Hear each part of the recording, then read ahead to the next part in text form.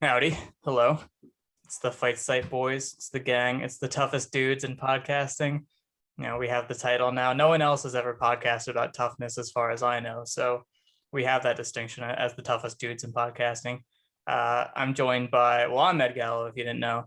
I run the site and I do a lot of content for the site. And you've probably heard me before. And I have other people here. So if you're sick of me, there's plenty more to go around, plenty more people for you to get sick of. But there will be novelty at first, so that's nice. So I'm joined by some other tough dudes. I got Zach Makovsky here. If you don't know, he won a world title in that MMA sport, and he also fought in the UFC and was robbed of a title shot against John Dodson. But he's done very well for himself. He's still fighting. He's in Brave. He got robbed again in Brave. Ridiculous. Zach, how are you coping with your robbery? I'm all right. I'm thinking. I'm at least happy that I know I'm tough because I'm podcasting about toughness. I mean, what other sign could there possibly be? Nothing tougher than talking about it. Of course, you got to talk about being tough, or you're obviously not tough. Mm-hmm. If you don't set the expectations, then there's nothing to back up, and there's no pressure on you, and that's not tough, as we discussed last week. It's important. Yeah, and we also have I don't know what to call him at this point. Iggy, Tuman, whatever you want to be. If there's a third name you want to throw in the mix.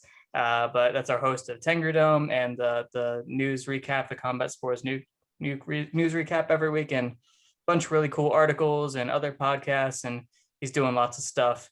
And he's so handsome and smart and strong. And I love him. He's great. And how are you doing today?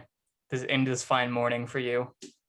I mean, compared to the previous recording session, I've actually got a full night of sleep, and I didn't drink myself into stupor the other day. So that's key. I suppose I am doing all right. That's good. Very tough of you to be doing well. To be taking care of yourself is not an easy thing to do. Self-care. That's a sign of toughness as well. I mean, the primary sign of toughness is to constantly talk about how tough you are. So we're doing it. Yeah, we're doing it right now. So naturally, only going to get worse, folks. And our fourth panelist, just fourth in my order because the order of the box is not order of importance. That's the most interesting man in the world, Hax, who is still hiding his face from us because he doesn't want us to feel bad about how handsome he is. I think that's what the deal is. How you doing? And are your children alive? Oh no. Not for lack of trying, I swear to God. People who aren't parents don't understand how self-destructive children are. They can try and remove themselves from the gene pool on anything. Children are tough. See? Yeah, I made it about them, not me. Yeah, get outplayed, Ed.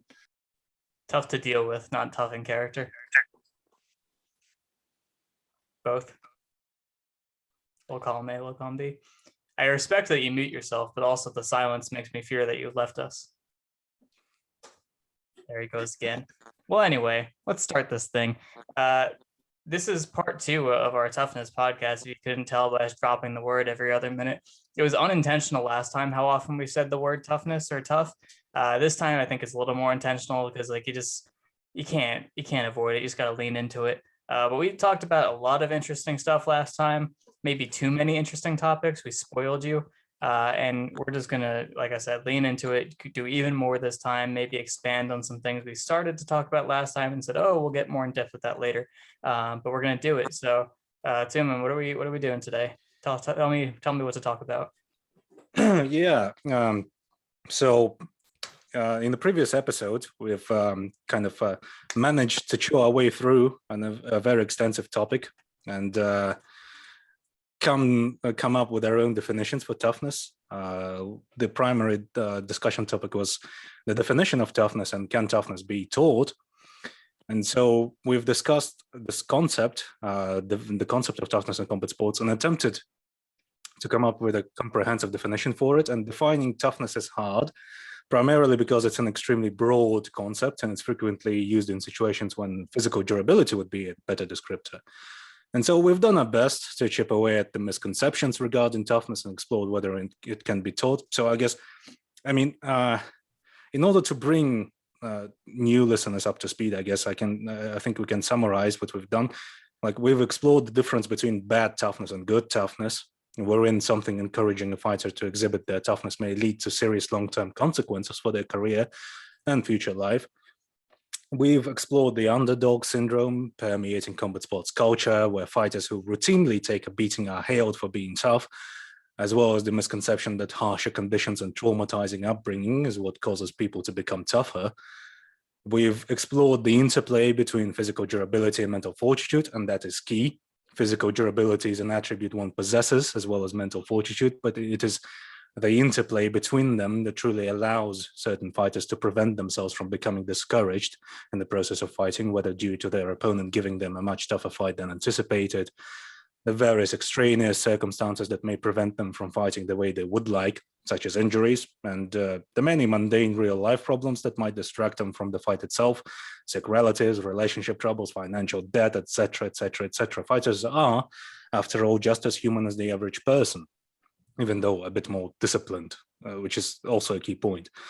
And we've talked about how banking on physical durability can be considered a way out of from a bad situation to avoid a blow to the ego for some fighters, the notion of going out on your shield as opposed to having the fight stopped by your corner, even when it is apparent that the fight is unwinnable, and how admitting you've lost may put a much more severe strain on a fighter's mental fortitude than simply getting beat up. And we've explored toughness as an individual trait versus toughness as a side effect of the teaching system. And that is where today's topic comes in. Certain aspects, such as discipline and composure under fire, or composure while fatigued, come with experience and training, and it can be taught. They are, after all, a matter of habit, like any skill, a matter of habit and comfort. Consistent training teaches discipline. Subsequently, it allows you to accustom yourself to performing more and more difficult tasks over time. Composure under fire comes with fighting experience and can be, with certain caveats, cultivated in gym conditions through things like specific drills or sparring. And trust in your own skill set is a big subset of that composure, where a fighter is confident enough that they have all the tools to dictate the way the fight would go and subsequently win. Losing fights or not having success with your skill set in a live situation versus your gym performance is a frequent mental stressors fighters have to face. And partway through the discussion, I came up with my own definition for toughness in combat sports, which I think we can all agree on that it was pretty comprehensive. It was great. You did amazing. Toughness. Everyone's definition was pretty on point, but my own definition was that toughness in combat sports is the result of the interplay between the physical attribute of durability, composure under stress, and personal discipline, wherein a fighter is able to remain cool under fire, trust in the process they've been taught by their coaches, and endure physical and mental stresses in order to push through those obstacles and employ their own skill set and leverage their physical attributes effectively in order to win the fight. So all in all, it was a pretty hefty topic we've managed to chew our way through. And once again, this brings us to another important topic that I believe warrants its own in-depth discussion, that is systems of coaching and training in combat sports, namely the way different gyms and cities and countries and subsequently entire geographical regions approach training their fighters. Coaching may be an individual process where fighters are taught on a case-by-case basis, depending on their personalities and traits and physical attributes, etc., etc. But with fighting itself, the process of fighting itself, it possesses myriads of different styles and approaches, but nonetheless, many of the same fundamental principles apply to each one. The implementation varies, but the principles behind the methodology largely remain the same. And so we've hit upon the idea that composure and discipline, and subsequently toughness, can be taught. So let's follow up on that. And our first segment for today's discussion panel would be coaching and how the notions of toughness and other desirable fighter attributes have affected it. Differences in sports culture and culture in general, how different countries approach training, skill training, and strength and conditioning in different countries. For example, the US doesn't approach these things the same way Russia does. Japan has a long and storied history of martial arts and martial arts tradition that is rooted very deeply in the values system of the nation of Japan, which subsequently had a massive influence on how the training process is approached by camps. South America doesn't approach these things the same way Europe does, etc., etc. And we can provide examples of athletes produced by the respective systems. But I think we should start with what we know best and what we've personally experienced, that is the Soviet system versus the US system. Who wants to start? I'm not gonna follow that, so go ahead. Well, last time we talked a lot about wrestling and wrestling culture in the United States, and something I have a little bit of insight into, and Zach has a lot of insight into. But you hear tons of stories. One of the best, and well, first of all, it's so pervasive in the college wrestling scene because coaching is kind of like a domino effect sometimes, especially when someone is super successful at it. So everyone knows who Dan Gable is. Dan Gable was a three-time NCAA champion, Olympic champion, coached at the University of Iowa for over a decade, very long time, won a ton of team titles, raised a bunch of national champions. So he himself was a great competitor, and he raised a lot of other guys to great heights as well. And his methodology was always working as hard as humanly possible. I read both of his autobiographies. They're really, really good.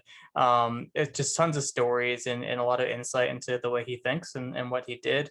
And one of his things was he always wanted to work out so hard that he passed out. That was a goal of his, to work out so hard that he passed out. He never did it, and he always felt bad that he never managed to make himself pass out by working out. But that is how he approached coaching as well, that he knew all the correct technique and everything to do. He said, we're going to make the difference by we will have worked so much harder than everyone else, so that one, the muscle memory is going to be there. Two, the cardio is going to be there. The conditioning is going to be there. And, we're going to have the confidence to know that even if we're tired, we're always tired. Like, we know how to be tired. And that mindset became so much more pervasive in wrestling because of him and everyone that came after him. All these wrestlers that he brought up went on to become head coaches in Division I wrestling and other styles of wrestling. And they all, branched out, and they all started to teach their spin on the Gable method, the Gable style. But even today, the University of Iowa, the head coach is Tom Brands. His brother, Terry Brands, one of the top coaches there as well. They are like the Gable guys. They do exactly what he did. And, in modern times, it's held up decently. They're a very, very good team, but also different types of methods that have come over more so from Europe, from the European systems and Russian systems, have influenced the college scene today too. It's starting to reveal some of the limitations. I think college wrestlers are getting smarter these days, but for a long time, that was the way it was. And everyone looks in the combat sports world, anyone knows anything, in the United States, they look towards wrestlers as a model for training and a model for conditioning and a model for a lot of things, because they come into the gym and wrestlers beat the shit out of them. And they're like, oh, these guys know what's up. There's a lot that goes into that. And it's not just they have the best training methods. It's also because this is someone who's been training a martial art since they were 5 years old, and I'm a football player that has been training for 6 months. Why are they so much better than me? But that's definitely the main themes of that approach. And Zach, you've probably had a different experience with your own training, right? Probably not strictly Iowa style. Yeah, well, I mean,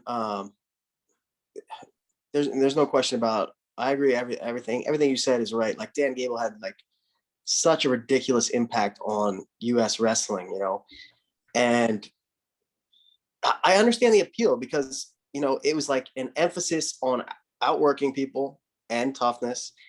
And it kind of like, so like, even if you weren't the most skilled or the most athletic, it's kind of like that. It gave like the everyman a chance to be the best, because his system was just not about, it didn't prioritize those things. It was about outworking everyone and putting that into action and doing it consistently. And everyone on their team did it.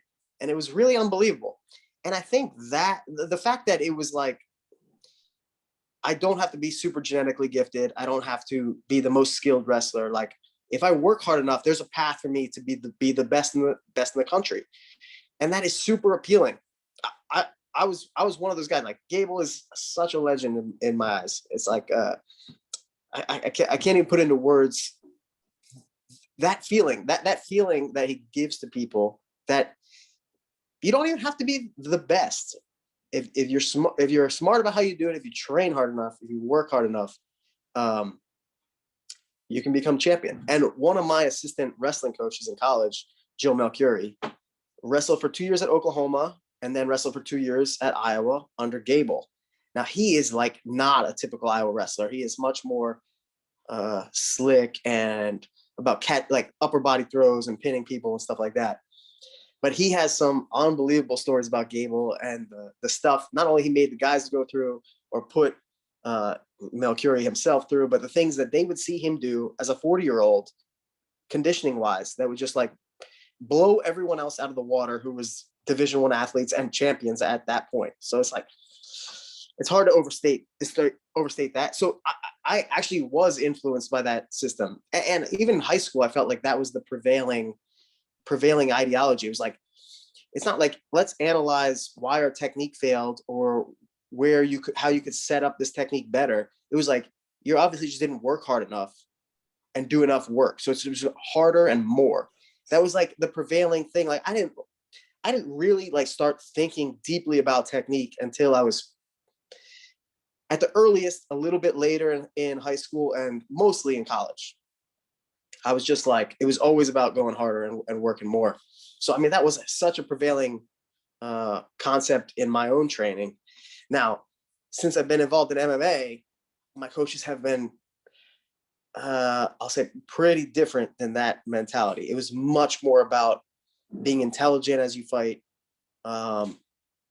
creating the openings that you want for your game, and much more thoughtful approach rather than just outworking people. So I guess I've had a balance, and certainly for us is on the outthinking, outsmarting, outskilling people's side of this. So I don't know if I answered that question. Mm-hmm. How do you think toughness factors into the approach that you take now, that you took under TriStar and for us?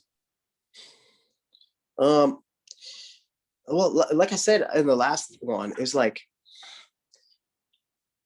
I want to be as tough as the fight requires. If it's the hardest fight of my life, I want to be able to deal with that. If that means I have to end up being in a brawl to win the fight, that's fine. It's not my choice. I'll fall back on that if I have to. And usually I feel like I haven't really felt like I needed to brawl. I feel like I've always had like grappling options or holding people against the cage and controlling pace that way, or just back foot counter options. So I feel like I haven't been in a spot where I feel like the only way I'm out of this is to brawl. So I don't know. It's hard to say. Yeah, we talked a little bit last time when we were talking about GSP, George St. Pierre, that not succumbing to that. When you feel like there might be almost a more simplistic option for getting out of a tough spot in a fight, or you want to please the fans, or you're feeling pressure from the promoter, or just on yourself or your career. It's hard to be yourself sometimes when you really feel like you want to do things one way.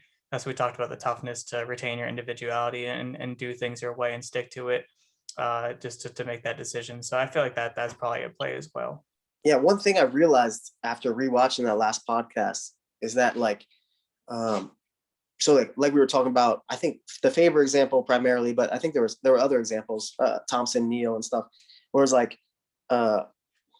what skills do you have available and what ideas do you have available in the moment?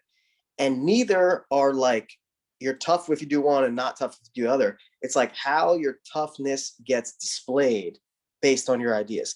It could be displayed with you adapting and trying something, taking more risks because you have more ideas and more tactics under your belt, or it could present itself as you just taking a beating and trying to wing the same overhand over and over again and praying for a Hail Mary, So it's like your skills and your how thoughtful you are in there can dictate how the toughness presents itself.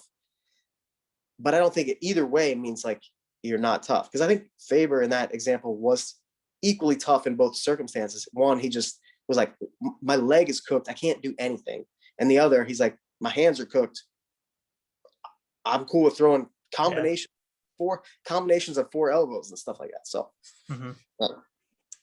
Hax, you've had experience training in a few different environments, I think. So you've probably been exposed to different cultures of training. So what have your experiences been like, and how do you think toughness factors into it? I think I would probably start with as like combat sports have become a bit older, and I will use the term mature, not necessarily in a contemptuous way, like in a broad perspective way. People are living longer, healthier, happier lives, right? Like that's a thing. And what a lot of people forget is because of that, we see, if you like, and I'll put this in air quotes, consequences of bad decisions or damaging decisions made when those people were young and healthy. Because, you know, if you're in your 20s and you have a horrendous injury, like a major back problem, it's a lot easier to come back from that than when you're 50. So one thing that's really come out to me from my experience training in different environments is how much that way of thinking, that what are I'm not going to say athletes, because at 50 you're probably not a combat sports athlete, but what are our former athletes, our alumni, what are the quality of life is it like at 50, at 60, at 70? Because, you know, a lot of prize fighters fought until they were dead back in, you know, the early 21st century. A lot of prize fighters in the 1950s fought until they were getting, you know, they couldn't get any more money. Now, a lot more prize fighters have an opportunity to retire younger. So we get to see the consequences of putting the brakes in your career and fight more. So I would say two things. Firstly, I would say I think in my experiences with the Soviet and I suppose now the Russian system, they do think a great deal about toughness in the same way that Americans do in terms of training it and building on it. But I think the importance of technique plays a larger role. And I don't think it's a conscious choice from the Soviet or post-Soviet systems so much as it is a natural consequence of incentives. And to try and get across what I mean by that, I'll go back to an example I mentioned in the previous podcast. Let's say theoretically you use some amazing super Soviet science and you clone Henry Cejudo at like 2 years old, and you give a Soviet Henry Cejudo to the Soviet system, and you keep the Henry Cejudo in the American system. And Iggy can correct me here, but my guess is the Soviet Cejudo, let's assume he grows up the exact same way. He struggles a bit with commitment. He's not particularly disciplined. He gets fat in between wrestling competitions. In a Soviet system, let's say you start to see these personality quirks, shall we say, show themselves at about age 10. My feeling is, and this is all other factors being equal, a Soviet system would sit that boy down and beat that fucking attitude out of him from between 10 to 15. I don't mean literally punch him until he changes his mind, but through training, through discipline, through reinforcement. Now, young men are not exactly the easiest people to teach. And it wouldn't surprise me if from the age of about 10 to maybe even into his early 20s, Cejudo actually did worse under a Soviet system because of his natural personality, his natural tendency towards, you know, coasting on his talent a little bit. But I think the same Cejudo would probably perform a lot better past his early 20s because he would gain growth and maturity and experience. He would see that the Soviet focus more on discipline and technique and reputable process was serving him better as he aged. So he might not win as many medals or do as well as a young man, but as an older, more experienced wrestler, I think he would achieve more. And I think most people would say that's a fair analysis of Cejudo. And obviously we know what happened with Cejudo under the American model. He did a lot of great things, but he kind of ballooned a little in between competitions. There were periods in his career where you could see he wasn't as committed as he could have been. So why would the two systems do that? And it goes back to what I mentioned last week. In the American system, you've got high school wrestling, you've got NCAA wrestling, then you've got Team America wrestling. Sure. There's a kind of three different systems, right? And they all have a different Cejudo, and they all want to get something different out of him. The high school wants him to win as much as he can for the high school. NCAA wants him to win as much as he can for the NCAA. The Team America wants him to win as much as he can for Team America. So there's kind of an incentive at every stage dealing with this absolutely brilliant, talented, monstrous athlete to try and just optimize him to get the most for the, let's say, 5 years you have with him. And that's probably going to include, because of his personality and his preferences and his habits, focusing on the short-term goals. But for a Soviet system, there's probably a good chance, if not the same coach, a bunch of coaches with the same goal are working with Cejudo his entire fucking life. They don't care if he doesn't accomplish much as a junior athlete. If by the end of his whole career, they can go, here is Henry Cejudovic. He has won 11 gold medals in his life as wrestling. He smashed those filthy Americans. Who the fuck cares what he lost as a child? Who cares if he had a couple of losses because he got fat and couldn't compete in the weight class he was supposed to? He's been healthy his whole life. He's been successful his whole life. His aggregate number of total gold medals has been larger, and he can teach the next generation. And the American system is not automatically wrong. Everyone's looking out for their best interest. The Soviet system is not automatically wrong. Everyone's looking out for their best interests.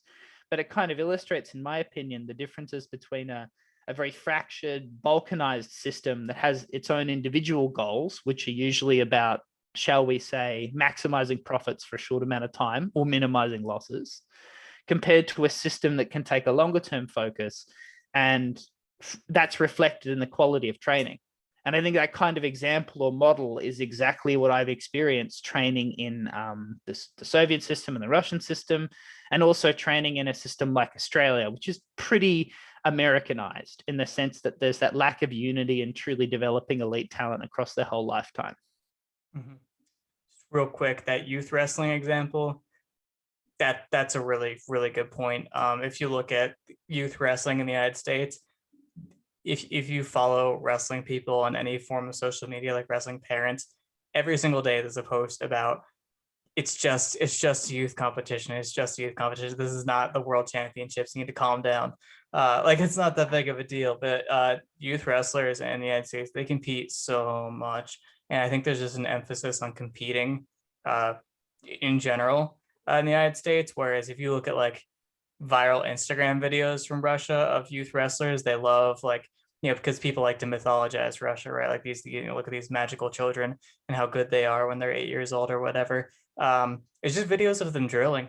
It's just videos of them drilling in practice and looking like really, really good wrestlers in practice, and like hitting arm spins over and over and over again, and just doing really advanced drills with each other.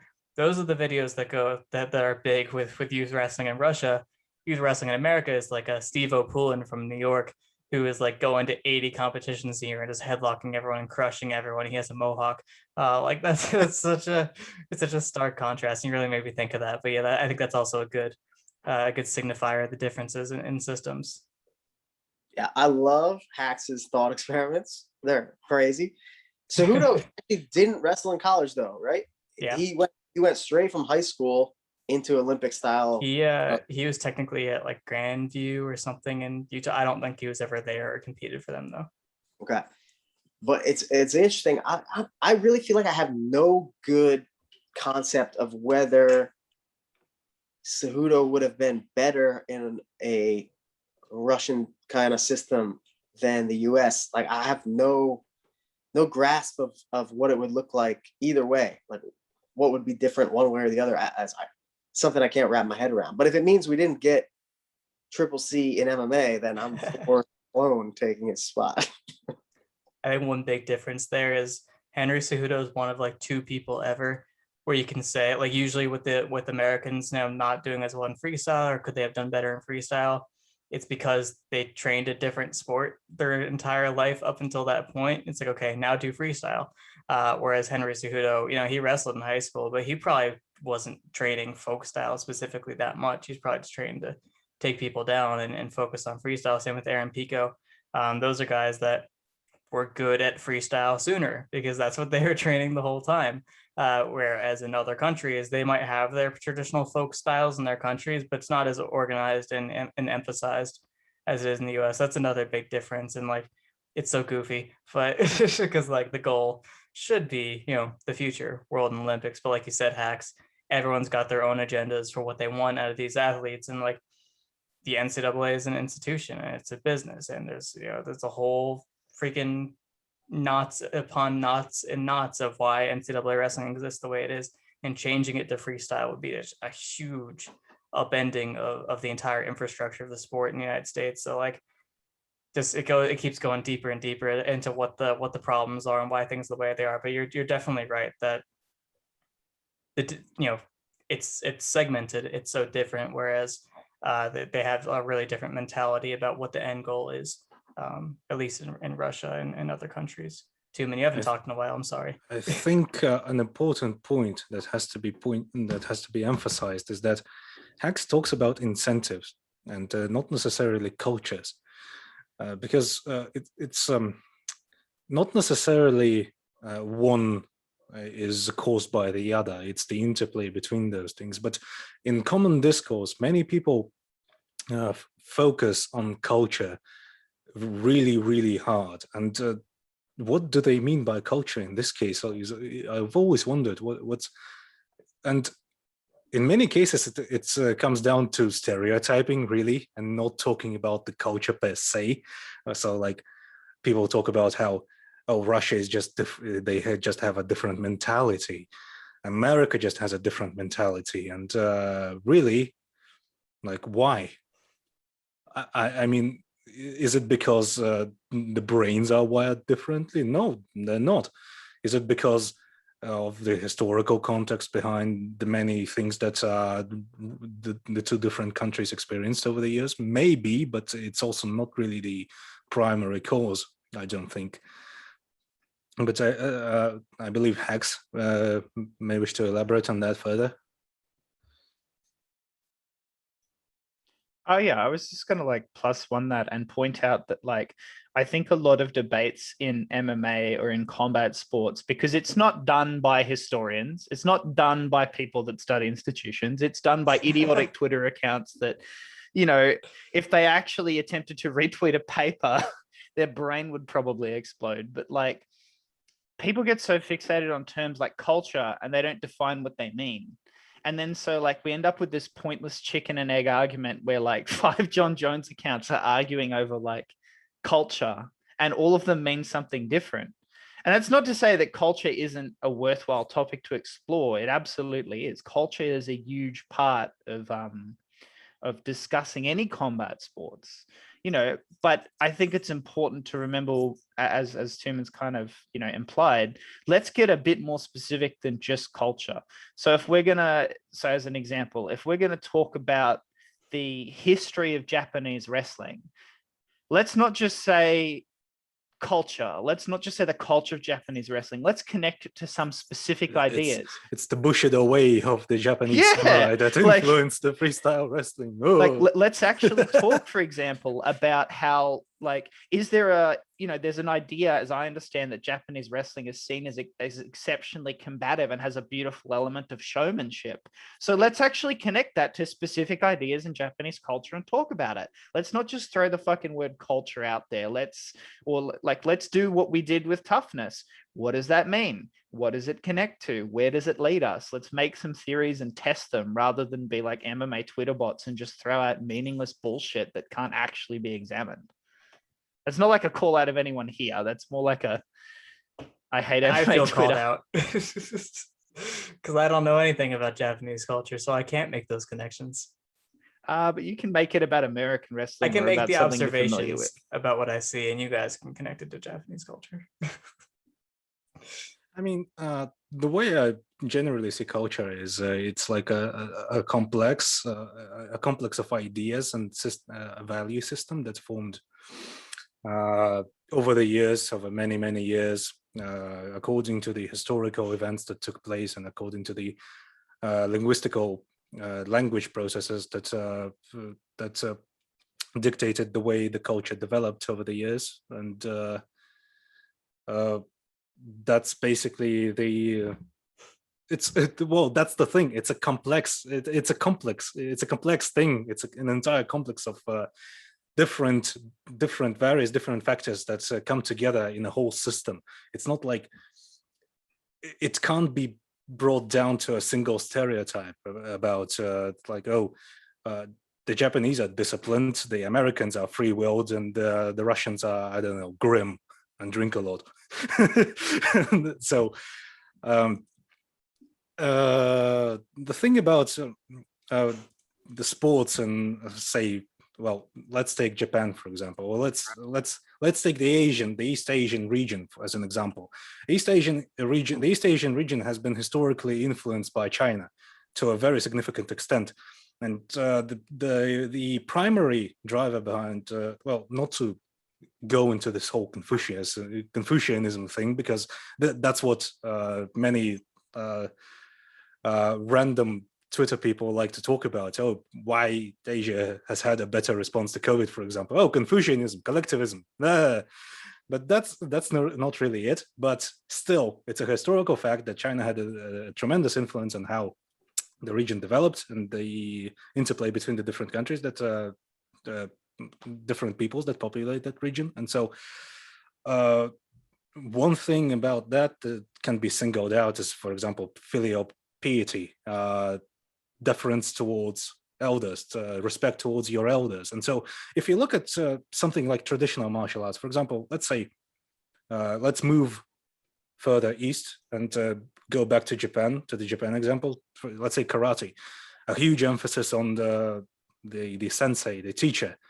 He is the one you should always defer to in any situation. And that's kind of sort of can be traced to how, let's say, a boxing camp would, how the interplay between a boxing gym and the head of the boxing gym, how that dynamic works.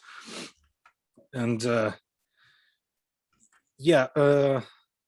and then you have the system of traditional values in Japan, where, so for example, it can be said that if you look at the history of boxing in Japan, historically Japanese boxers were valued for their ability to take punishment, for their refusal to give up at all costs, and that can be also found in, for example, Korean boxing as well. So what that tells us, it does not mean that there is a well, correlation does not imply causation. That's the main thing here. But there is a certain correlation between the historical context and the traditional value system of these different countries and how they developed, and the way the sports developed in those countries as well. And so you can say the same about, let's say, well, you can say the same about America or Russia as well. And so that is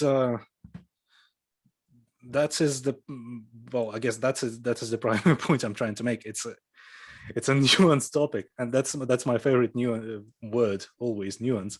Mm-hmm. But yeah, to build upon that, we can go towards examining, for example, training camps and training culture in MMA, like how the above has affected the way fighters approach training for MMA today, and can it be improved, and what lessons can be garnered from other more well-established sports with longer history.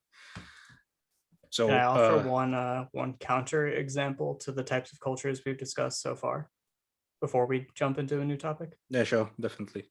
Something that just sprung into my mind that I know a little bit about is Cuba. So the Cuban wrestling system is another one that gets mythologized a lot, because the thing that you'll hear a lot of the times is like, people have seen pictures of their facilities and they are Spartan. Now, there's not a lot there. They get a lot done with a little.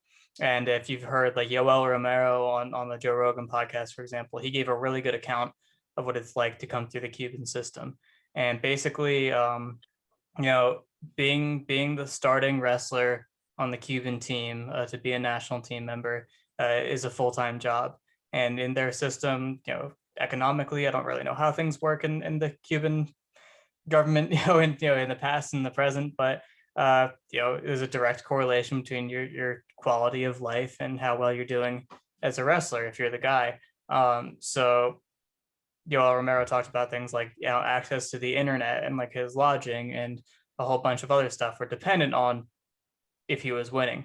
Not just like, here you get money, but here you get access to things, here you get resources. So he said that when you're doing really well, it's great. And when you're not doing well at all, you get nothing, and you might not even eat. So it's like the relationship. It's so weird. You want to talk about incentives, and in a more literal sense, your incentive to win is to survive, because they put you through sports really early. It's very systematized. Once you go through school, they give you a choice of which sports you want to do, and you basically do that forever. That's what you do. And if you're not good at it and you don't have any other outlet, you're screwed. So he said it was like life and death in the training room sometimes, especially with the guys that you're going to be competing against to make the team for wrestle offs. But it's interesting because Cubans don't have that kind of reputation on the international stage. They actually have a bad reputation as people that don't really want to win that much, because they, more than any other country, have been known to throw matches for money, which makes sense. The entire point to win was for the money. This is their way of making a living. So it's like American wrestling, it's about like the glory, the virtue of winning, of being a winner, of hard work and the payoff and everything like that.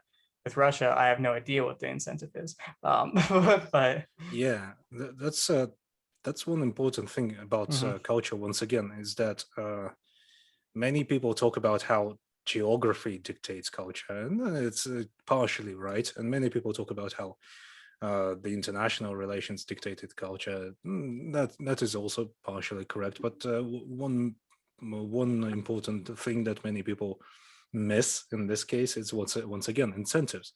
What do they have, and what do they have to work with, and what do they want to accomplish in order to function as a society? And the same applies to everything else. Same applies to the sports that the culture developed and the sports the said culture participates in.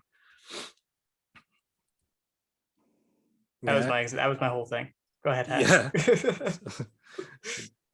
Basically trying to neatly summarize it all. Yeah, and I would have sure. just added like one thing that's really interesting to me is by mythologizing culture, we have this tendency to remove or like delete or ignore parts of that culture that don't fit like how we see that culture. One that's always fascinated me, and I am not going to pretend I am a Japanese wrestling expert. Get somebody else on that for the program. But something that's always fascinated me is Western interpretations of Japanese wrestling, particularly that beautiful theatrical flair that has come into Japanese, let's say, competitive wrestling as opposed to professional wrestling. One of the founders, or as I understand, the founder of that Japanese professional wrestling, that catch wrestling flair, that performance was Riki Dozan. He was Korean Japanese. His native country was Korea. He moved to Japan, competed as sumo. I think he got to the third highest rank.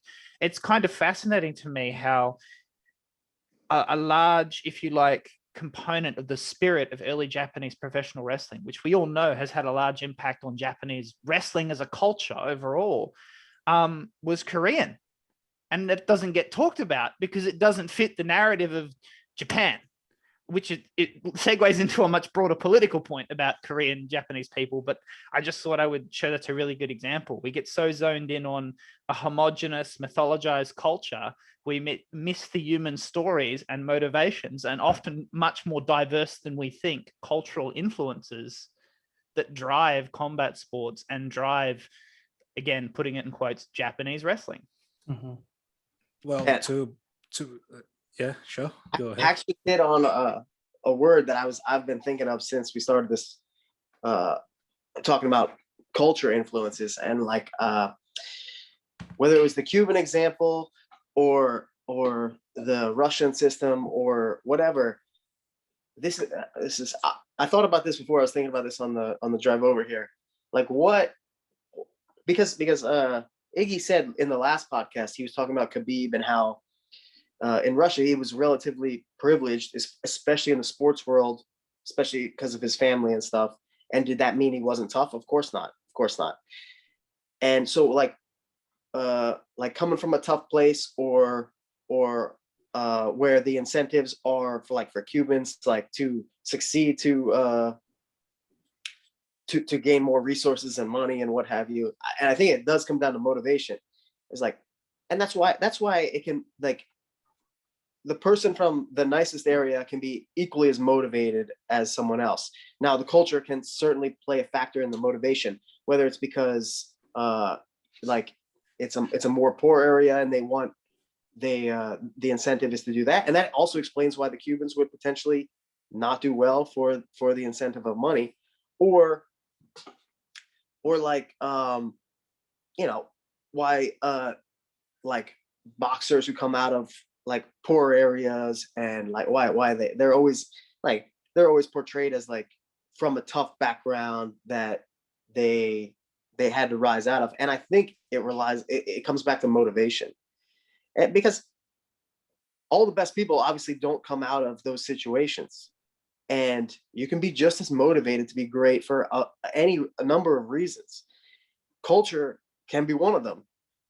Bad circumstances can be one of them. Just like your desire to be successful in something can be one of them. So I think, although there are certainly broad trends that can dictate how large groups of people see these things, because certainly people are heavily influenced by their culture and their environment and the people around them. That's how human beings work. It's not the only way. And I think, as far as of right now, before Hacks probably disproves me, that it comes down to motivation.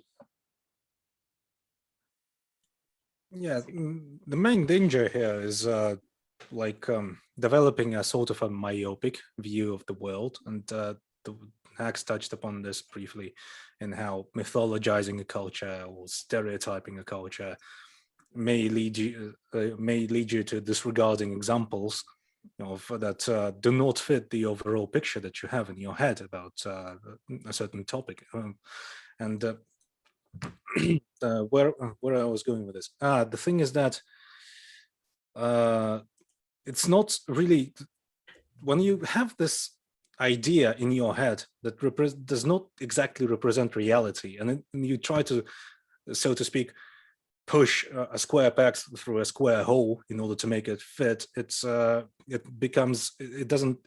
really reasoning. It's kind of like trying to come up with rationales post factum, as opposed to actually coming to a correct conclusion.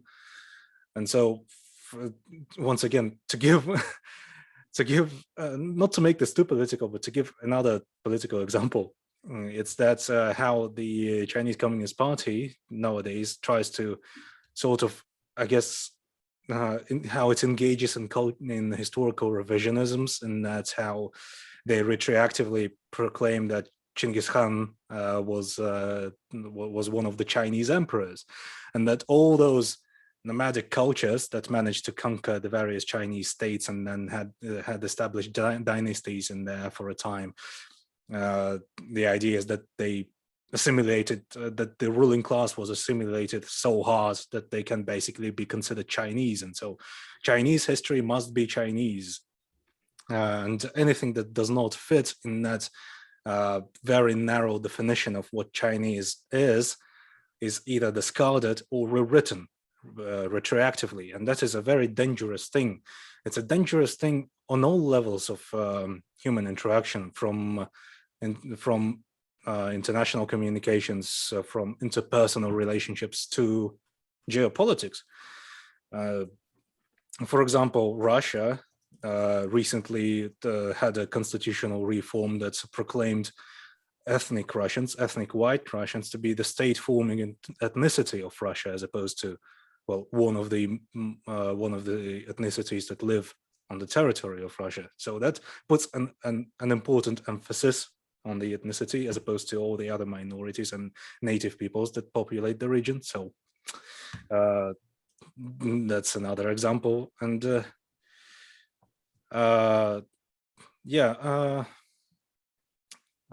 so I guess I guess I'm just trying to emphasize the dangers of stereotyping and the dangers of possessing a sort of this myopic view of the world.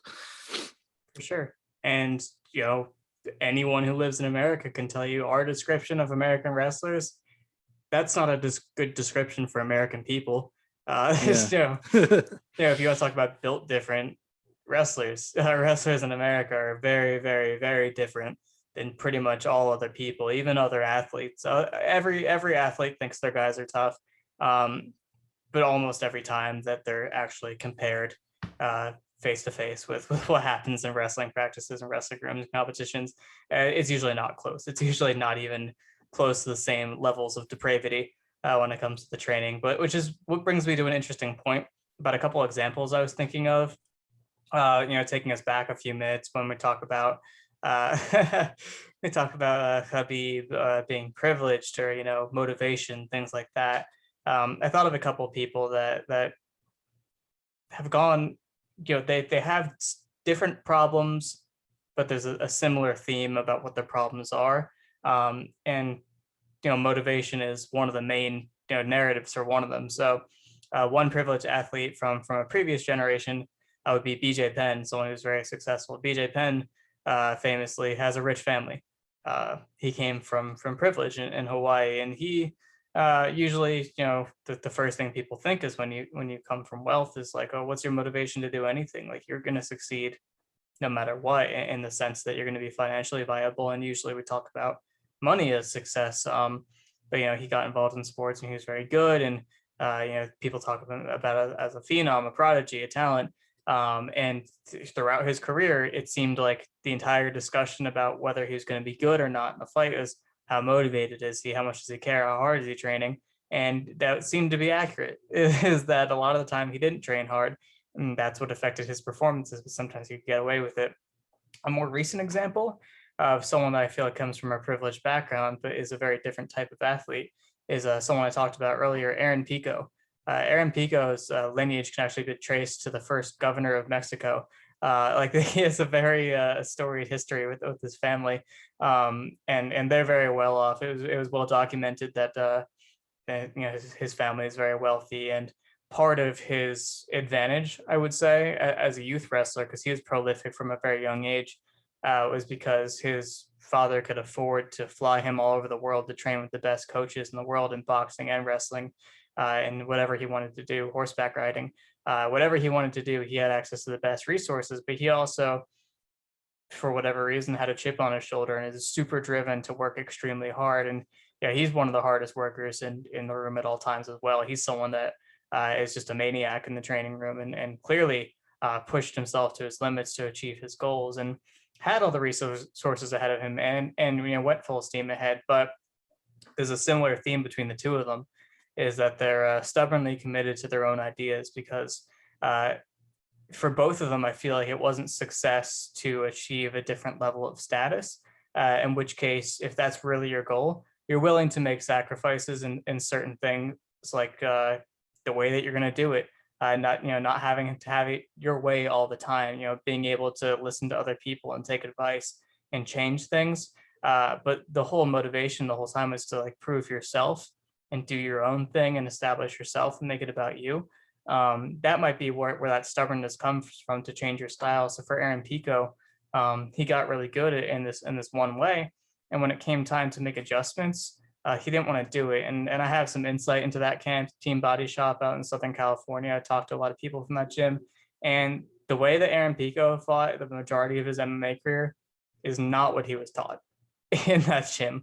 Nobody in that gym is supposed to do that. Antonio McKee is the opposite of that.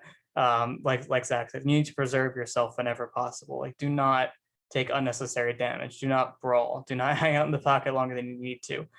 If you get hurt in training, sit down, take a break. You don't need to push through that. Things like that, like smart, reasonable things. But Aaron Pico always had his own ideas of what he wanted to do.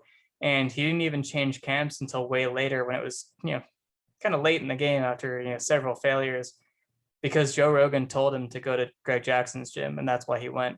That's literally the reason. It's been documented. So those are two very different examples, but they still suffer from the same issues. So if you don't want to talk about toughness, BJ Penn took a hell of a beating, could always take punishment, and no MMA fan you ask would say that BJ Penn isn't tough. But in the context of everything that we've talked about, I would question it compared to other athletes, because I would say not having the motivation, internally to train when you don't want to, and to do the things you need to do to be the best you can and not take those beatings, that requires a different type of toughness. And if it's something you can't do and you can't overcome that, then yeah, I think that's a failure in toughness in some sense. Aaron Pico not being humble enough, to put his own ego aside and do the things that other people tell him and make changes and do things a different way. I would say that's also a failure in toughness too. And I wonder how connected that is to their background and privilege and their psychology and how that's all affected. And like Hax said, it's really hard to tie that to geography because you can make larger demographic statements based on geography and where people live and class and things like that. But at the end of the day, there's certain types of people in every country. You can find an Aaron Pico anywhere. You can find a BJ Penn anywhere. You can find people that are the opposite anywhere. But it's still good to know what are the systems, what are these types of people being inserted into, and how does that differ per place. And I just wish that we had an expert from every major combat sports country here to tell us exactly what it's like, because I want to know so bad. Yeah, that just emphasizes the importance of picking the right values, to hold in certain reverence, I guess, to be careful with what you consider to be good and what you should strive towards. Because to give another, I guess, quasi-historical, quasi-political example, like, for example, modern Mongolia piggybacks a lot of the legacy of the Mongol Empire, and what sort of relevance does it have to the modern world?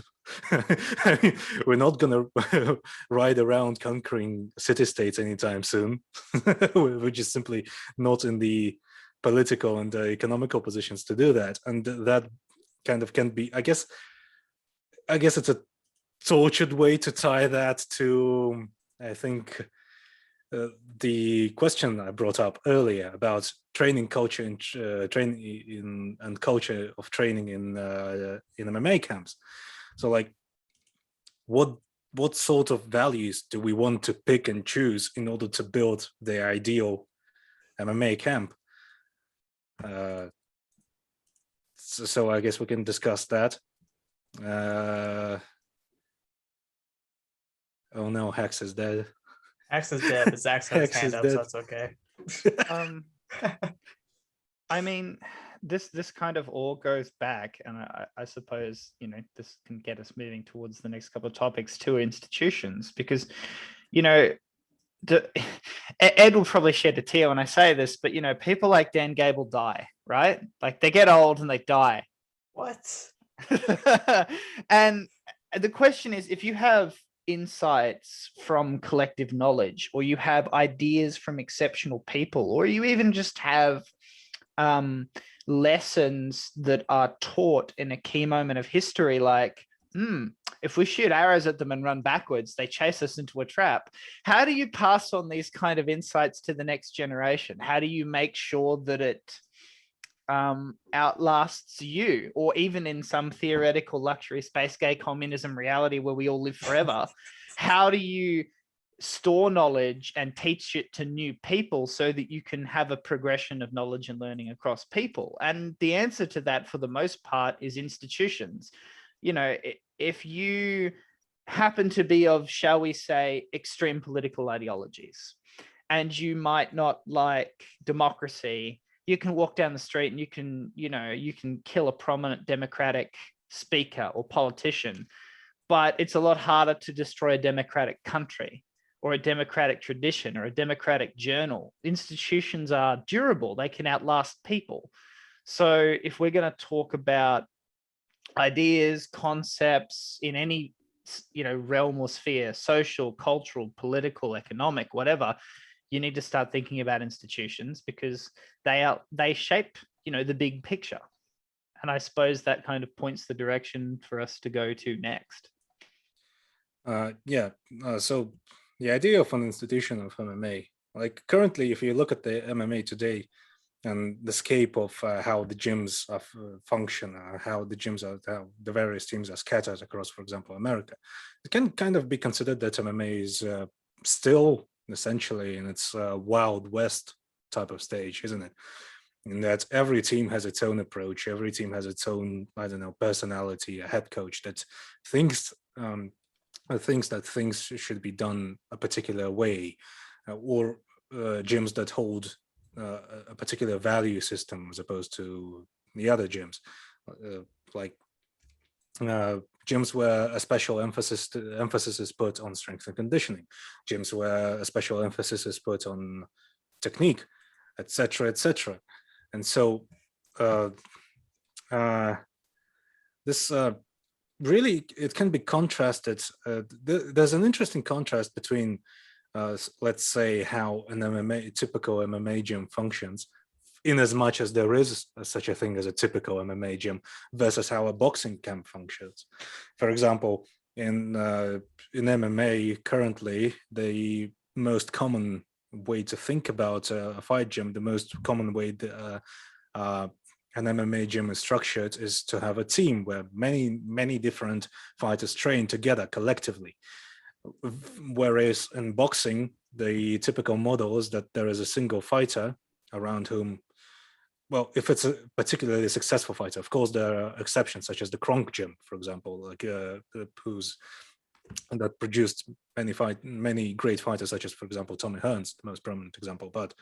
But my point is, if you are successful enough, usually in boxing, you can afford a gym that is centered around you with different, with a strength and conditioning coach, a sports psychologist, an admin person, a logistician, etc., etc.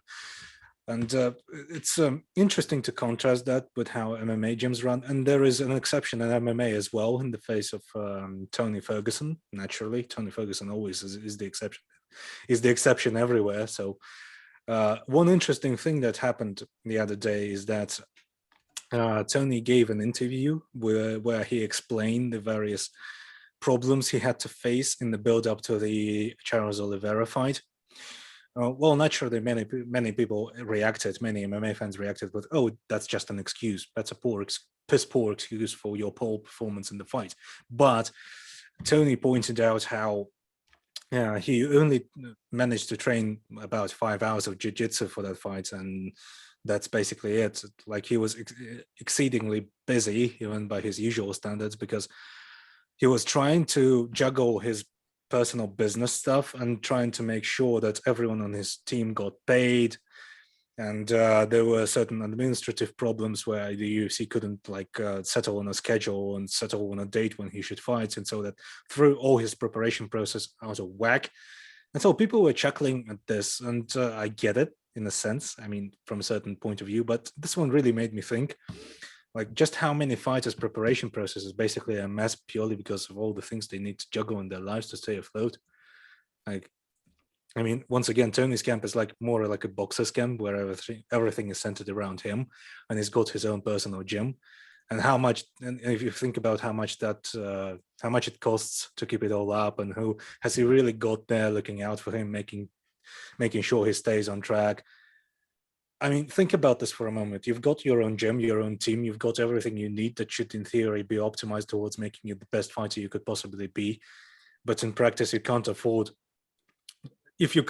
an admin person, then you can't really reap all the benefits of to the fullest extent, because now you also have to organize all that stuff, counting expenses, admin work, logistics, who is available when, making sure everyone gets paid on time. It's almost a second full-time job. So, like, ideally, fighters should have financial advisors and administrators, but usually in MMA, they just have their manager, who more often than not looks over and deals with a whole bunch of other fighters and the coach, and that's it. And so naturally, MMA gravitated towards this model of having one big gym, or like a small gym, depending on the situation, where multiple different fighters train together and learn from each other. And there's multiple coaches who work with different fighters at the same time, or a single coach who works with different fighters at the same time. So I think Zach would be best equipped to talk about this particular situation, about a situation where there's a head coach and a gym with many different fighters training together. So go ahead, Zach. Yeah, so there's a lot in here.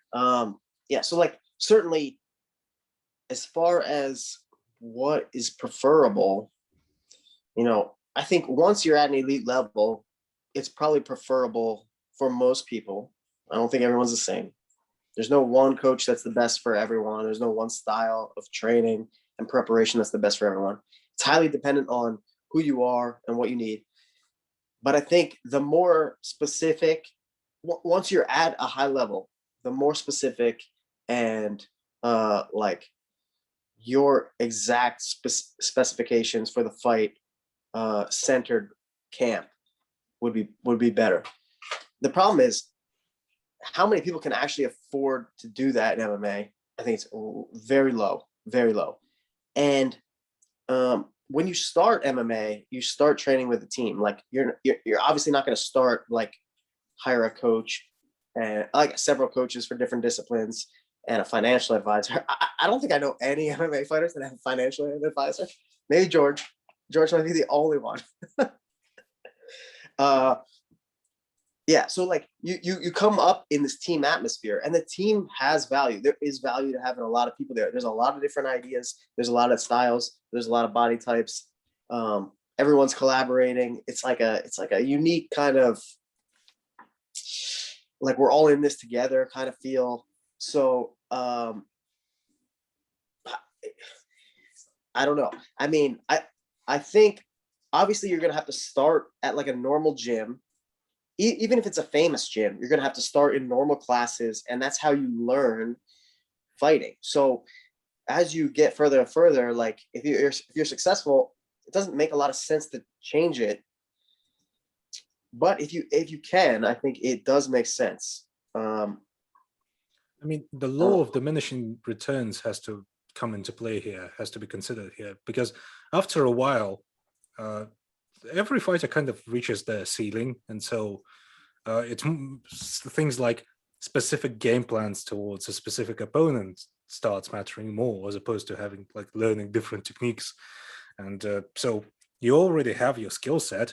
Now it's a question of implementing it properly, as opposed to learning new stuff constantly, because it just after a certain point it just stops making sense. Really, like why would you need to learn like how to heel hook someone from bottom when your entire game is geared towards getting to the headlock and then choking them out in the real actual live fight situation? So I think that has to be considered as well. But also, yeah, I think more and more people are like the champions in divisions. I think more and more of them are slowly gravitating towards smaller specialized camps for them.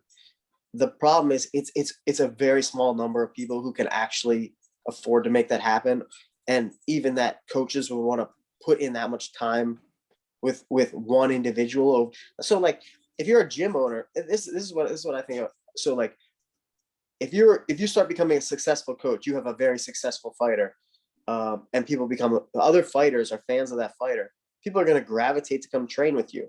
Now, do you want to take an approach that is like, listen, I want to keep it small and focus on a small number of people and guide them as best as possible and put all my effort into them? Or like people are coming from all over the world to train with you. So should you say, no, you can't train with me? It's a weird dynamic, and it's probably also a bad business decision to say no. So the people who say, no, I want to stick with a small number of people, I think are very few. And I totally respect the people that are like, people now want to come from around the world to train with me. I feel like I almost owe it to them to help them as much as I can. If they're coming and they're going to spend money at my gym and pay to be here, like I owe it to them to try to give back. Yeah. So I don't know. Yeah, and to add a small caveat, small asterisk to my previous statement about learning new techniques not making sense for specific fights, I don't mean that you shouldn't. And I mean, if you're a professional fighter, and obviously you should be, naturally most people are interested in martial arts, and so learning new stuff is fun, and it's always good for the fighters. Maybe learning a new technique may make you stumble upon a new idea on how to approach fighting. Maybe a change would be warranted at a certain level, but anyway, that's individual case by case basis stuff. But this individual fighter versus the team thing, me and Hax kind of discussed it briefly on the latest Tengridom, but it was more in the context of cultivating class consciousness and laying the groundwork for collective bargaining, but basically improving the economic situation of fighters in MMA. But this time, I think it makes sense to emphasize this idea of individual fighter versus the team in the context of training and coaching for MMA and cultivating a system of values for MMA. Where, for example, Dustin Poirier would be a great example, and I think Hax brought it up on that episode. In that, if, for example, you have Conor McGregor, who trained for most of his career at a fairly small gym, not a fairly remote gym in Ireland, and sticked with it. And he kind of slowly overtook the entire gym and started to basically became centered around him, in a sense. Versus Dustin Poirier, who always trained who trained for most of his career at American Top Team. And if you listen to their interviews, there's a very distinct emphasis on team effort in Dustin Poirier's interviews. Like, he always talks about how this fight was, his success in this fight was made possible due to the efforts of his team, his coaches, like all the fighters he trained with at the American Top Team, and how they all worked together to make this success in his career possible. And it's a very interesting contrast. And I think Hax may follow up on that. Yeah, just I think a really interesting observation to kind of frame this discussion, particularly with respect to the resources of individual athletes and, the conditions under which they conduct their training. Am I the only one that feels like the UFC Performance Institute is used as both an olive branch and a stick to handle certain fighters that they think they like to have control under? Like, one thing that was particularly interesting for me was when Ngannou was starting to become a real force, right? Like a real UFC media darling. All of a sudden, it's all about Ngannou training at the UFC Performance Institute. It's all about him having a really big punch. Look at how well he's going along with all these wonderful, expensive, top-of-the-range services that we can provide him. And then once Ngannou lost to Miocic the first time, suddenly we're not talking about that anymore. Suddenly Ngannou is changing his camp. He's fundamentally changing the way he's doing things.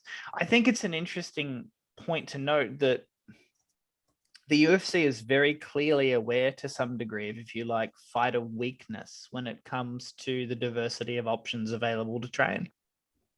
And the fact that it is something that the UFC, I think, offers to fighters who look like, shall we say, company darlings in the making, and then turn on them the second they are seen as no longer useful to the company. So again, the Ngannou example, after he lost to Lewis, and it looked like he wouldn't be the big smashy knockout boy the UFC wanted. Yeah, no, I just thought that observation was interesting to add. There are clear constraints on fighters and how they train and how they approach things. The UFC is very aware of that. And I don't think it's any accident that the UFC uses things like the UFC Performance Institute in the way they do, both as a carrot and a stick. I mean, that's just the contrast between, I think it's kind of indicative of the situation the UFC currently finds itself in. Like, it always seems like MMA as a sport and UFC as an organization is just about on the cusp of going completely global, overtaking the entire MMA market. And MMA is just about to break into the mainstream, becoming a mainstream staple. But it feels like many of the things that the UFC implements to maintain control of their market share also is implemented as a way of controlling the pace at which the sport grows in the context of modern era of mass communication and globalization. And like, for example, I think I brought it up once on Tengridom. It's that there's a cap on the amount of fighters from the Caucasus region or from Russia in general that the UFC has, in order to prevent this ostensibly American organization from being overrun with all this Russian talent.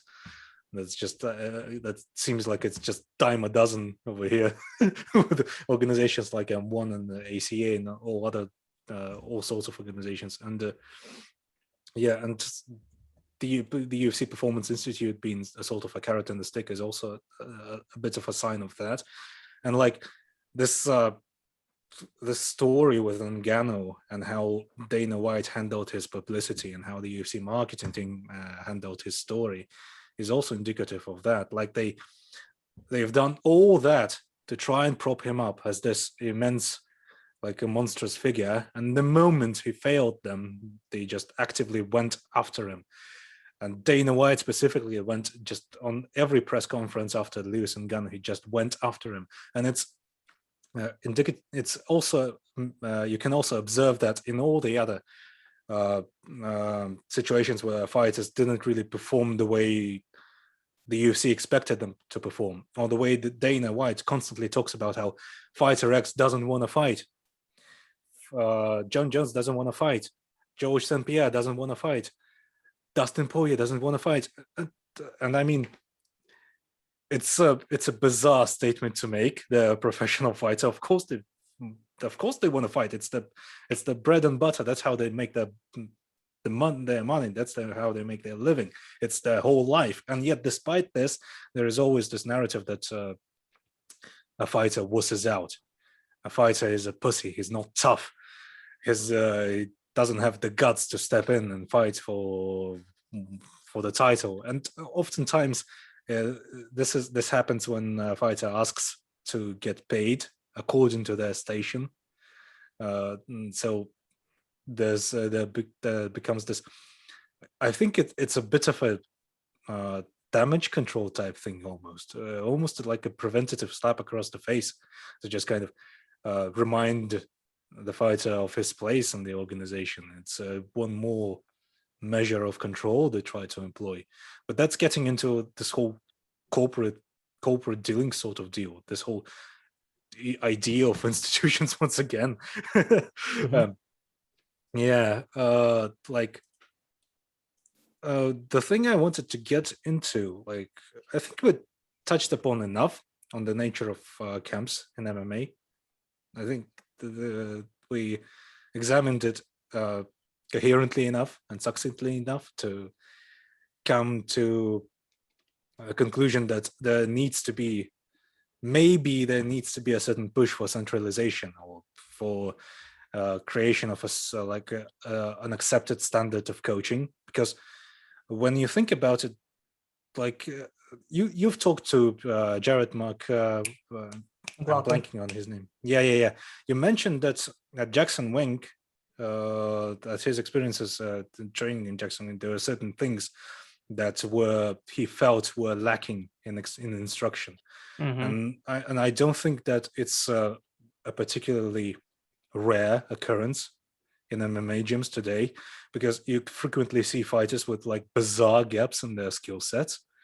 Because we've mentioned before that as a professional fighter, many people are interested in learning more about martial arts, increasing their skill set. And because if you know more, if you are better as a fighter, it increases your chances of winning. And so why is there this situation where sometimes gyms don't just plain don't teach fighters the things that they need to know in order to win their fights? And I think it stems from a bit of a lack of standardization of coaching, lack of mm-hmm. a certain standard of coaching. And so what do you think needs to be done to address that? Like, I mean, do we have any more examples of fighters who were hurt by this situation, by this Wild West type situation in MMA? Most of them. So just speaking for myself, but I mean, my experience getting into MMA and combat sports in general, there were dozens upon dozens upon dozens of other people having the same experience as me simultaneously in the same rooms that I was in. going through the same stuff all around the country, all around the world. Basically, when you start, if you're unless you're lucky, you're probably not getting super high level instruction right in the beginning. You're probably learning a couple things and getting to play around with stuff, and you get a lot of time to start to try to figure things out on your own, which is bad, honestly.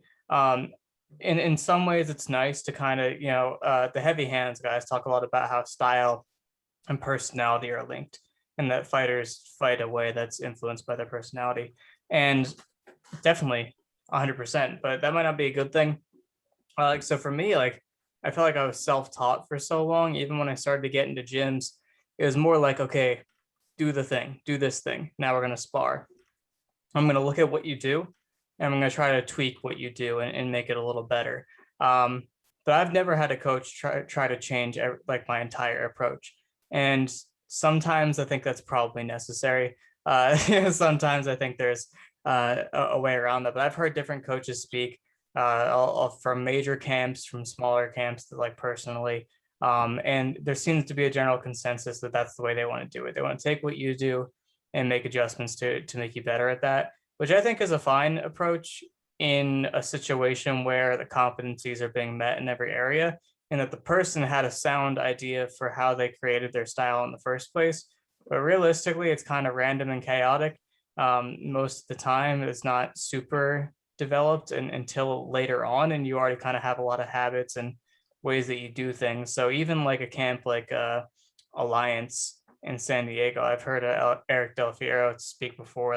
That's a camp where the fighters, a lot of them have creative approaches, but also weird deficiencies. And that's one where he said he likes to let people do the things that they want to do and just try to make them a little bit better at it. And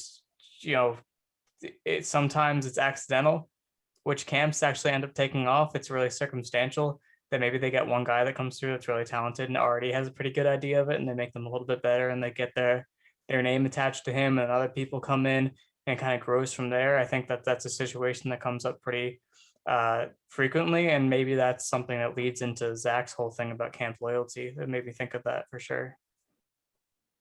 I'm gonna touch quick on the PI, and then I'll come back to this. Mm-hmm. I don't exactly see the PI as a carrot and stick. It's certainly a carrot,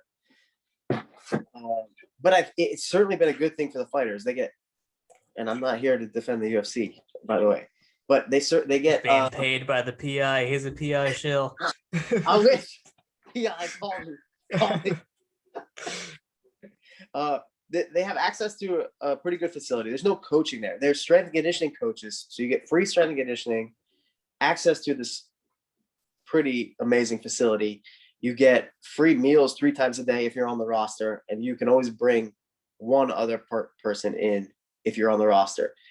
And you get like free physical therapy and some medical attention. So I think it is a carrot as far as in like, here, we're going to give you this, which is awesome. But it's like, obviously, one more hump you would have to get over to get to like where more people would see it necessary to collectively bargain and what have you, which I think I'm in favor of, and I think we should certainly get there. As far as like coaching and how you develop people, so I literally this week is the first week I'm starting to run an MMA program in Bethlehem at Finishers. And I am trying to give people a lot of, some of these guys have had amateur fights. There's no pro fighters here yet. Some have not had any fights, the guys that are in my classes. I'm trying to give them, I'm trying not to just be like, here's what you're doing, do it the way I say at all costs. I'm trying to say, this is what I think. I'm going to show you principles, and you can develop those principles how you want. Here's what I like. Here's an example of those principles in action. And I also give them time to take direction over their own training, because I'm one coach running a class of people. So like It's going to be a general class and I think most of the fighters, even pro fighters, even up to a high level, even UFC fighters, come in and they don't know what they're doing for training that day. They have no idea. They just show up and do whatever coach says and get their live rounds in and go home. And there's no or very little conscious effort over how they're directing their training. And they're so in the daily day-to-day of it that it's like, they're working on little things and, the coaches teaching, some principles from guard and like how we can use leg locks to get people to retreat so we can get to our feet, for example. And we cover this. So like, we're working like all these principles and like the details over these for like several weeks, and you get lost in the way it fits into your whole game. You always lose the big picture. So it's like, it's pretty difficult. So I'm trying to give them like a block of time. And Faraz does this too, where I'm like, here's a block of time for you to drill what you want to drill. If you have a question, if you want my advice, here's what I'll think. But like, I want you to have some control and direction over your own training, because everybody's going to be different and not everyone should train the same. So that's the approach I'm trying to give right now, and the one I think is the best. But I agree, like up to a certain level, this has to be at like a certain level. I'm doing it. I'm trying to give these guys the idea even at a fairly low level, but I want them to not just show up with no idea of what they want to work on. I want them to have an idea of something to work on every day. Mm-hmm. I think that will quicken their development by a lot. Yeah, I just thinking in an ideal world, because you said it, like you're teaching a class, and we talked about it last time that even huge pro gyms, most of the income is like the hobbyists, women and kids and people that are hobbyists, and like you train those same practices a lot of the time, and there are separate practices for the pros, but a lot of that's just the more intense stuff, and maybe more advanced skills. But at what point are you taking a newer person and building them as someone who's going to compete? Pretty much never. You're pretty much never saying, let's figure out, how do you win? What's your way to win? And what do we need to do in the long term? What are all the different things we need to address to make sure that you can pursue this winning style and approach a win? So I feel like you would even need a separate program. It would have to be its own thing from start to finish, like we talked about, like when we start to refer to the Soviet system, long-term development. Like when I started wrestling, I went through an entire season of wrestling with a team that should have been good because we had good coaches and we had facilities and we had everything we needed to be good. 3 wrestlers on that team were good, and a bunch of us were first-year wrestlers. And by the end of the season, I didn't know how to win a wrestling match. I knew some moves. I was in good shape. I knew stuff, but I had no idea how I was going to manage a match or try to win it. I just went out there and started wrestling, and like whatever happened. I had no idea what was going on. I had no larger sense of the thing or what I was going to do the next time or how I was going to get better or anything like that. And the coaches were, they were running practices and teaching technique, but they were focusing on the guys that already were good and had their games, and they were just trying to take them to the next level. But what do you do for somebody who's said they show up day one, they know nothing, and they say, I want to be a pro fighter? If you have that kind of situation, I feel like it's so different than what it is. So the resources and the reasoning, the motivation to create that kind of situation, that atmosphere, it doesn't exist. So it's just like, I think this is something that's on our document that you put in there, Tuman. Is like, what if MMA was an Olympic sport? What if it was something that was, systematically amateurized? Yeah. Incentives. What do we have? What do we have to work with? What do we want to accomplish? And yeah, that's the topic of what would happen if we get a centralized amateur system for MMA, for a system where people can they can give their kids to an amateur MMA gym, and then they'll be built into MMA fighters from the ground up. How do we accomplish that? Will that be even a good thing? That's actually an enormously huge topic. I'm starting to realize it now. Yeah. And we're already approaching, like, I think we've run for almost 2 hours now. I vote that we don't unpack that. I mean, it can be the follow-up episode. Yeah, It can absolutely. be made a follow-up episode, but I think we also need to give Hax his last word. His while hand's we're been up still for on the 2 topic. hours, man. Yeah. It's just he's been dead for 2 hours. It's just rigor mortis. I mean, I think to kind of use an example, like I think it's probably fair to say that the university professions and high level grad study is probably a bit more established than mixed martial arts. So I'll just kind of use Slightly. experience I have, like in postgraduate econ and preparing for that. Despite the fact that it should be organized, despite the fact that it should be relevant, there's a huge debate, as I understand, occurring in like teachers, I don't know, a teaching environment. Why are we teaching so many young economists or demanding that so many young economists do all of this mathematics? Because you have to do a lot of pretty technical math if you want to get into a top 20 program in the US or like a top 20 program in the world. But for many young economists, they're never going to use any of this math the second they're finished with it in their PhD program. It's kind of irrelevant in a sense, and perhaps even destructive, because it's taking up like time that could be spent, learning more relevant skills. And this debate rages on and rages on. And I think it's a little negative, but maybe it's a reminder to the discussion we're having now that like even quite established academic professions that have had, 200 plus years of like, maybe we should think about the skills we're learning and are they relevant? Are they important? How do they fit into the broader context of ecosystem and, our performers or our competitors? We still can't get that mixture right. So while like MMA's youth or lack of maturity is definitely a part of why I think this is such a headache, this problem is never really going to go away. And I suspect as we see different generations of mixed martial arts and different questions and different metas develop, this idea of, are the skills we're learning are relevant? Are they being taught in a relevant way? Are they being folded back into a central paradigm that our competitors or our youth are actually using and applying?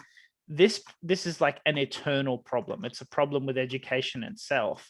And maybe that's my last point. It frustrates me that people in mixed martial arts don't want to talk about this like this is an education problem. They just want to talk about it as like, bro science bullshit. Because if we don't take this topic seriously as a community, well, people are going to get screwed. hurt. Yeah, people are getting hurt right now because of this. Far more academically inclined, accountable, better funded systems are struggling with this problem. So if you're not smart about it, you're screwed. Mm-hmm. Yeah. Sorry.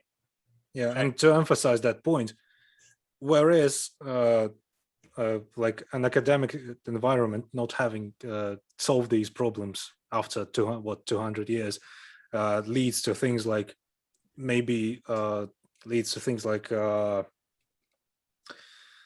institutions failing, etc., and political communications failing, and the various world problems not being solved because people aren't teaching the right skills. If you narrow it down to MMA and make it an educational problem in MMA, we already can see the direct consequences of poor coaching and poor teaching and poor skill development, and that fighters are getting hurt. They're getting beat up, and they're getting injuries. They're falling out. The fights keep falling out. Fights keep falling through because fighters get injured all the time due to, sometimes they just get injured because that's just how it is, and sometimes they get injured because the strength and conditioning situation is wrong, because maybe the sparring in there is a bit too rough in the gym. And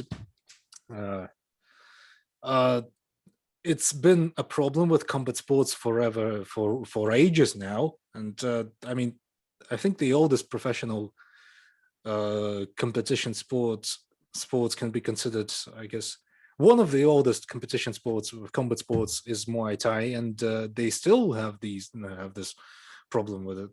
Like, I mean, it's another huge topic to unpack, but I mean, it just shows just how expansive and extensive and deep the problem runs, and how hard how hard to solve this problem actually is in practice. But yeah, we Maybe haven't just to- even. Sorry, just to point out, like the fact that Robert Whitaker, realized, how screwed his strength and training regime is a good thing. I've seen people being like, "Oh, it's a terrible situation. Why are we even talking about it? It's bad." It's like, we should be fucking talking about it. Like, yes, it's bad that he overtrained to the point where he nearly shut himself down, but at least he's fucking recognizing the problem. Step one of solving a problem is recognizing you have it. And at least Robert Whitaker's at that stage. A lot of fighters are not. They're just still working themselves to death. I think the fighter that comes to mind for me is Chris Weidman. Like, with all the injuries he suffered, why is he still fighting killers and pushing himself to the brink at this stage? It's insane. And he has no self-awareness about it. Yeah. Knowing is half the battle, as they say. Mm-hmm. Yeah, and every problem is layered. Every problem is influenced by other problems in MMA, and a lot of these questions can be answered by they need the money. They're not financially secure because it's not very it doesn't pay very well. It kind of also ties itself to the idea, to the notion of toughness in MMA as well. See, I circled it back around. I was looking for an angle to make it about toughness again. If you were the listener, we're like, wait, wasn't this about toughness? Well, in two ways, our current discussion is still about toughness. One, you could say that, it's a natural segue from bad toughness, toxic toughness of, fighters taking beatings, and why are they doing it, and how does this relate to the institution? But you can also talk about, when we talk about toughness, or when we do analysis at all, what are we analyzing? We're analyzing behavior, right? And if you've ever, studied psychology in an academic setting, most of the theory does not just look at the person. You look at the environmental factors, you look at the macro level. And that's what we've been doing this time on this podcast. We've been looking at all the influencing factors of the industry and the training and the culture and everything. Culture is also tied to it, because culture is a behavioral system. Bam. See, it's still about toughness. It's all about toughness. It's always toughness. It's the meme of the guy, the astronauts. It's about toughness. Always has been. We haven't even dug into strength and conditioning much, and I'm here. I need like 6 more guests on that. I'm here as a former strength coach to defend us. Maybe. I mean, I think it would pay. It would pay to make make more episodes on this topic, and kind of retroactively rename it into something more fitting. I think we're stuck in a loop of making episodes on this. We're never going to end. We're also making it up as we go along, despite the fact that we also have clearly detailed outlined plans. But I mean, no plan survives first contact with the enemy, and the enemy usually in this case is Hax, because he always brings up something that sends us spiraling into this black hole of extremely deep topics that have existed since I don't know, since a monkey picked up a rock. Oh no, don't make me think about deep topics. I hate that, Hax. No, don't do that to me. It's got a mind of its own, and its name is Hax. But is there anything else that we really wanted to talk about this time? I mean, I think we can start wrapping this up, and to just kind of bring this to a conclusion, to recap, what did we go over? We started with, I don't remember. Yeah, we need to wrap this up and like give it a neat little bow to make it seem like we're doing talk in circles. This is artistic. It's kind of a gunshot sound in the distance. Ending of The Sopranos. Yeah, I guess. I think we've examined the notion of toughness. We've examined the culture of toughness, and what culture even is, or at least trying to give it a definition. I think I'm going to come up with a specific definition for the next episode. And that's always on me. And we've gone over how the way people talk about culture may not necessarily be reflective of reality. Most of it is just stereotyping and not examining these things in depth, like the way Russia versus US, Cuba versus versus the rest of South America. It's more a question of incentives rather than geography. And then we went into how that reflects in the sport of MMA and what sort of influence this stuff has on MMA itself. And then did we have a takeaway from there? We started building from there towards the idea of institution of MMA, how it works as an entire whole huge thing that is decided, the outcomes in which this are decided by the interplay of economics and fighter incentives and in a sense maybe even geopolitics as well. I mean, patriotism and nationalism always played a huge role in how who roots for in deciding the narratives for the fights. I mean, like if you look at how, for example, Kamaru Usman is marketed, that's another big example of that. And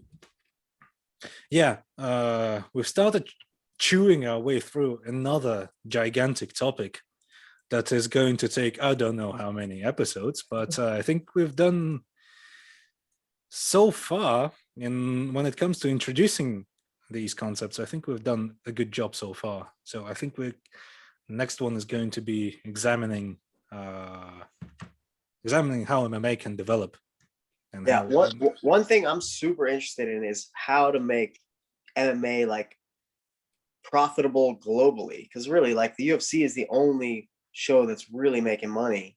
As far as I'm aware, Bellator only made a profit in 2019, first year they ever made a profit.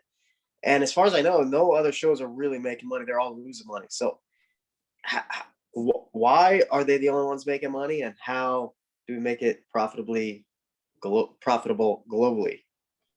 Yeah, it's kind of. I have no answers, but I want to hear the answers. It's kind of a question of combating a monopoly. Yeah. So economics also play a role in that, and it's a mountain of problems, and Maybe though. and all we have is a spoon. I was just going to add, like, on top of that, not just profitability, but also sustainability, because they're not always the same thing. Yes.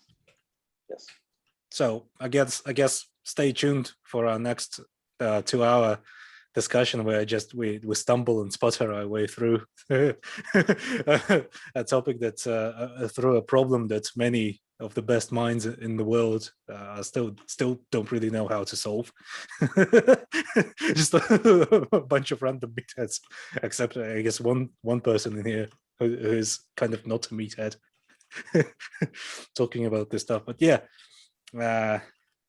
stay tuned for that. Ed, do you want to plug anything?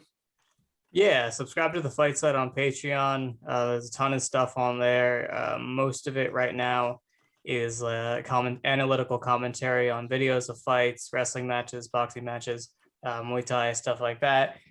Something recently I've been putting up is my resume review series. It's where I watch a few fights of the most important fights for a fighter that's about to compete that weekend, and evaluate how impressive the win is via a number of factors. I did one on Kamaru Usman. He's about to fight tomorrow for when we're recording this, which will have already happened when this is released.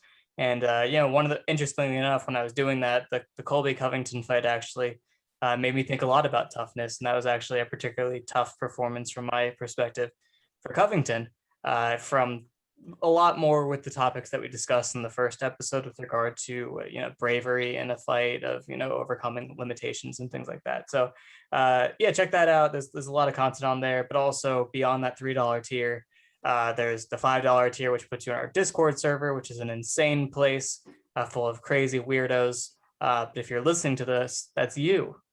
You can't deny it. You can't deny that you're insane. If you are this part of this podcast, you're crazy and you belong in our Discord server. So $5 a month. Imagine all the things you spend money on that are $5 in a month. Like you can definitely afford it. Like you just don't tell me you're budgeting that precisely. So $5 tier will get you in our Discord server. $10 and up is for content requests. So you could request a podcast topic. If you're like, hey, I want you guys to talk about something I'm interested in and not this nonsense, pay me and we'll do it. And then a higher tier is like you could request your own analytical video or an article breakdown, or we watch fights for you or whatever. You know, there's so much that we can do. And let's be honest, there aren't that many other people that can do it like we do it. We're the best. We're the tough guys, and we're also the big brains. And yeah, you need us. You need us. You might not know that you want us, but you need us. And that's my plug. There you go. And I think Zach wanted to examine some of these topics in his future articles, but that depends entirely on when they would be ready. So stay tuned for that. After this is released, I'm sure. If you're lucky enough that I have time to get around to it, maybe. We'll see. Yeah. Cool. I guess you've listened to the audio equivalent of a bicep growing a brain. So it's a unique situation you found yourself in. Yeah, I guess that's enough of that for today. Good night, folks. Been a real pleasure to talk about this with these fine gentlemen. Yeah. And cheers. I got smarter. Or dumber, who knows? I feel like I know less than I knew before.